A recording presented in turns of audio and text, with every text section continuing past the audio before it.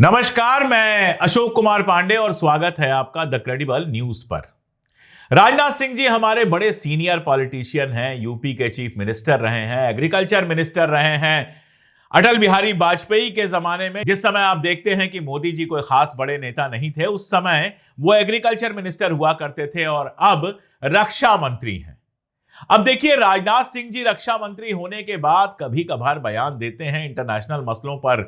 आमतौर पर जो बयान आते हैं वो मोदी जी और दूसरे लोगों के आते हैं, विदेश मंत्री के आते हैं। कभी कभी राजनाथ सिंह जी बयान देते हैं, लेकिन दुख भी होता है और हंसी भी आती है कि राजनाथ सिंह जी इस उम्र में इतनी सीनियरिटी के बाद ऐसे बयान देने की जरूरत क्या है जिससे सिर्फ हंसी आए दुनिया को, जिसका कहीं कोई मतलब नहीं हो। कल तक पीओके पर कब्जे की बात चल रही थी कि पाकिस्तान ऑक्युपाइड जो कश्मीर है उस पर कब्जा कर लेंगे, और यह बात कल तक ही नहीं शुरू हुई थी। आपको याद होगा 2019 में जब 370 को हटाया गया था और कश्मीर को दो हिस्सों में बांट दिया गया था, उसके बाद संसद के अंदर हमारे आदरणीय गृह मंत्री अमित शाह जी कह रहे थे कि जान दे देंगे पीओके के लिए, कि जान दे देंगे। क्या समझते हैं आप, पीओके हम लेकर रहेंगे।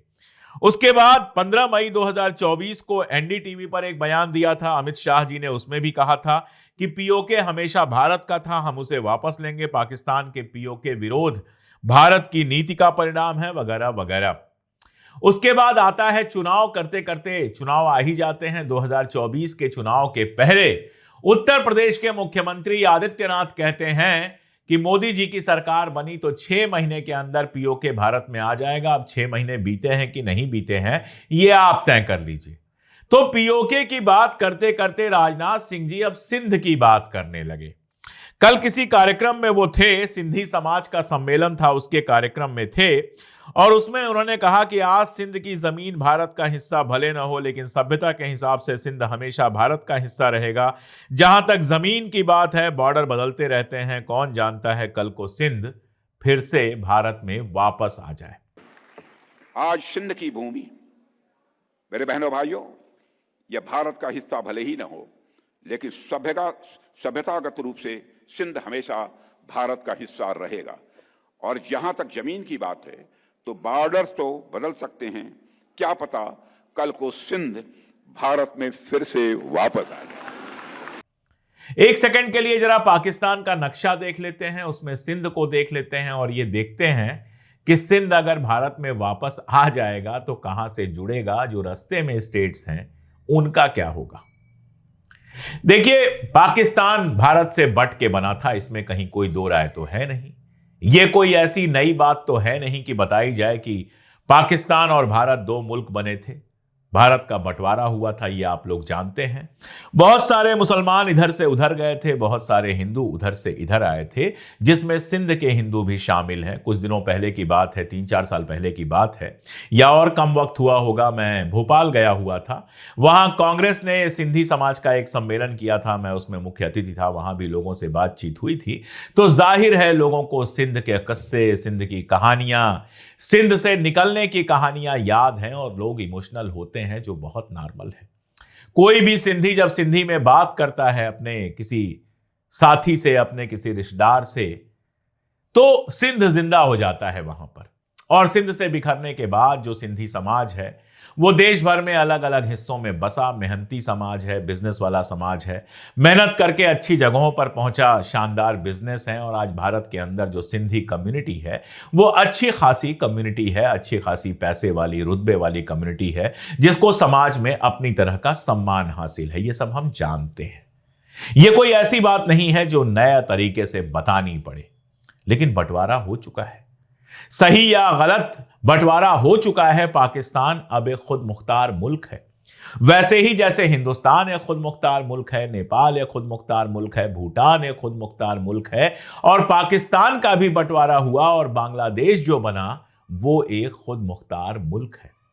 आज पाकिस्तान के अंदर कोई खड़ा होकर कहे कि बांग्लादेश एक बार फिर से हमारा हिस्सा होगा, तो बांग्लादेश में उसकी क्या प्रतिक्रिया होगी आप अच्छी तरह से समझ सकते हैं। कश्मीर पर विवाद है, किसी जमाने में हैदराबाद पर भी विवाद था।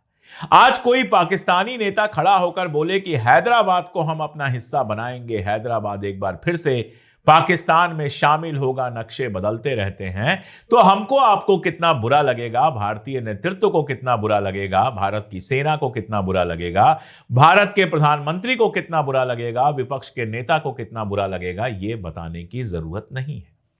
दूसरी बात कि क्या वाकई आप कब्जा कर सकते हैं? आपकी प्लानिंग है? अगर प्लानिंग है तो 11 साल में आपने पाकिस्तान की कितने इंच जमीन पर कब्जा किया है, यह जरा आपको बताना चाहिए। 2 बार आप हमला कर चुके हैं। एक बार आपने हमला किया 2019 के चुनाव के समय, आपको याद होगा, एक बड़ी घटना हुई थी। हमारी सेना के सैनिक जा रहे थे अपनी ट्रक से टकराया था, एक गाड़ी टकराई थी। उसके बाद विस्फोट हुआ, पुलवामा कांड के नाम से हम लोग जानते हैं, और उसमें हमारे ढेरों सैनिक मारे गए। उसके बाद कहा गया हम घुस के मारेंगे, कुछ हमले वमले किए गए।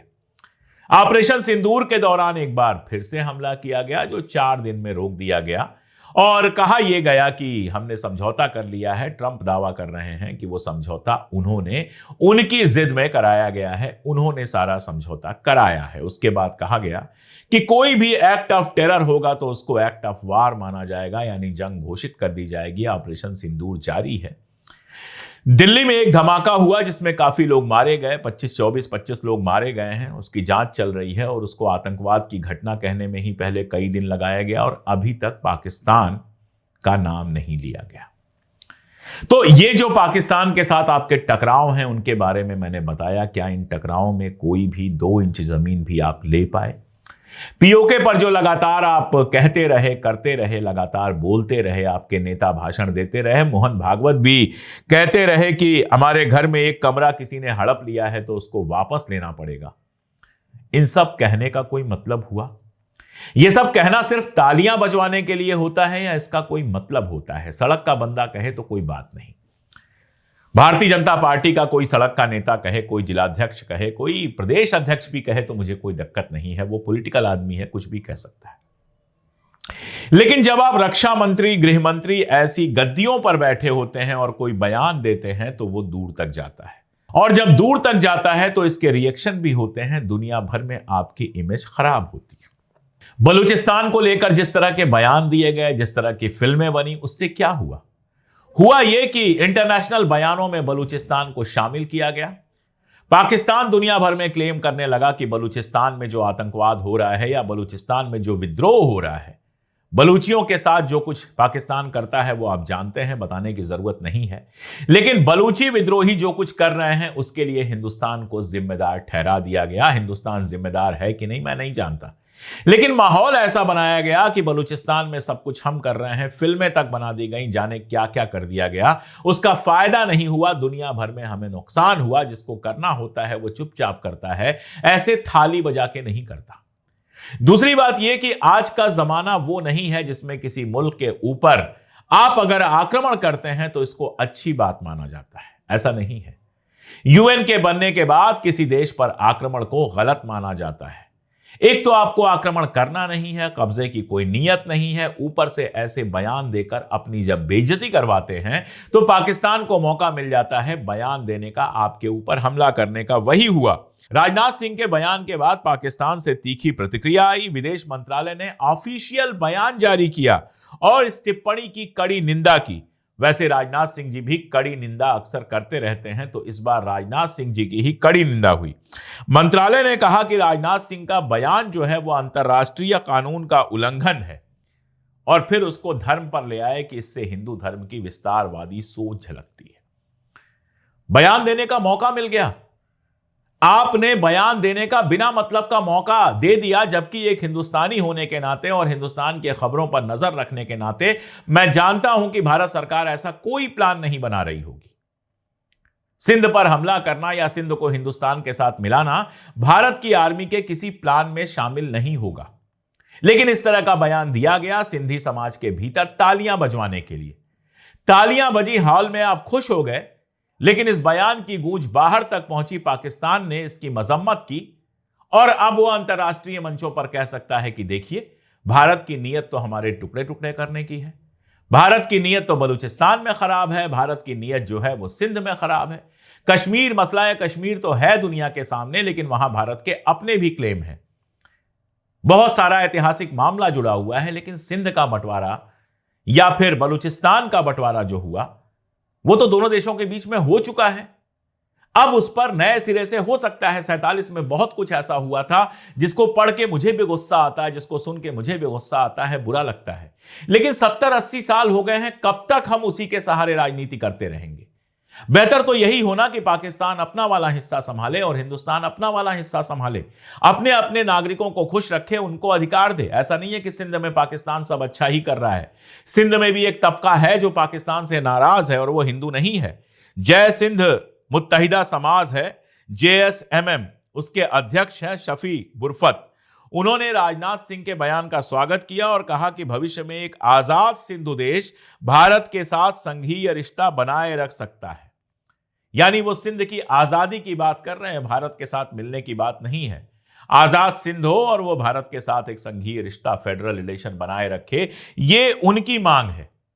लेकिन ये पाकिस्तान के भीतर का मामला है। इस तरह के विद्रोह जो हैं वो पाकिस्तान के भीतर के मामले हैं, और अंतर्राष्ट्रीय नियमों के अनुसार जब हम पाकिस्तान के भीतर के मामलों में इस तरह से हस्तक्षेप करते हैं या पाकिस्तान के किसी हिस्से को मिलाने की बात करते हैं तो बेकार में, बिना किसी चीज के, हमको सिंध की 1 इंच जमीन नहीं मिली है ना, उसके लिए हम कोई कोशिश कर रहे हैं, लेकिन बिना मतलब के दुनिया भर में बदनामी का सबब बन जाते हैं ऐसे बयान। POK को हम अपना हिस्सा मानते हैं, इसीलिए हम पाकिस्तान ऑक्युपाइड कश्मीर कहते हैं।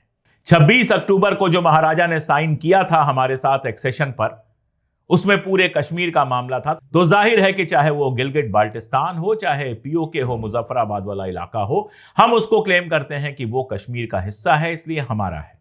तो उस पर बयान फिर भी समझ में आते हैं, लेकिन अब सिंध पे बयान होगा, कल को NWFP पे बयान होगा, इनका क्या मतलब है? इससे तो बेहतर है राजनाथ सिंह जी इकट्ठे पूरे पाकिस्तान पे क्लेम कर दीजिए, एक बयान जारी कीजिए कि पूरा पाकिस्तान हम जल्दी ही कब्जा करके हिंदुस्तान बनाएंगे। मेरी चिंता अलग है, यहां पे हिंदुस्तान में जो हिंदुस्तानी मुसलमान हैं उनको तो आप लगातार देशद्रोही कह रहे हैं। पाकिस्तान को शामिल कर लेंगे या सिंध को शामिल कर लेंगे या इन इलाकों को शामिल कर लेंगे तो मुसलमानों की संख्या हिंदुस्तान के अंदर जबरदस्त हो जाएगी। फिर इनका क्या करेंगे? इनको अपने देश में बना के रखेंगे या तब कैसे आप कह पाएंगे कि पाकिस्तान भेज दो? अभी तो जो आपके खिलाफ बोलता है सबको पाकिस्तान भेजने की आप बात करते हैं। कल को अगर पाकिस्तान ही हिंदुस्तान बन जाएगा तो कहां भेजेंगे लोगों को? वैसे पाकिस्तान के लिए नरेंद्र मोदी की सरकार जरूरी है ताकि यहां से मसाला मिलता रहे और वहां अपने लोगों को भड़काते रहें, और इस सरकार के लिए पाकिस्तान बहुत जरूरी है ताकि पाकिस्तान की बात करके यहां के लोगों में लगातार ध्रुवीकरण करते रहें। यह अजीब सा खेल है जिसके चक्कर में तालियां बज जाती हैं, वोट मिल जाते हैं, लेकिन दोनों देश अपने नागरिकों के विकास की बात नहीं करते। एक आखिरी बात बता दूं, लाहौर दुनिया का सबसे प्रदूषित शहर बन गया है जहां AQI 500 से ऊपर है, और दिल्ली दुनिया की सबसे प्रदूषित राजधानी है जहां AQI 400 से ऊपर है। अपना अपना मुल्क संभाल लो भाई, और ज्यादा इलाका लेकर क्या करोगे? इलाका बहुत है, उसको संभाल लो, उसको ठीक से विकास करो, तभी बहुत अच्छा हो जाता।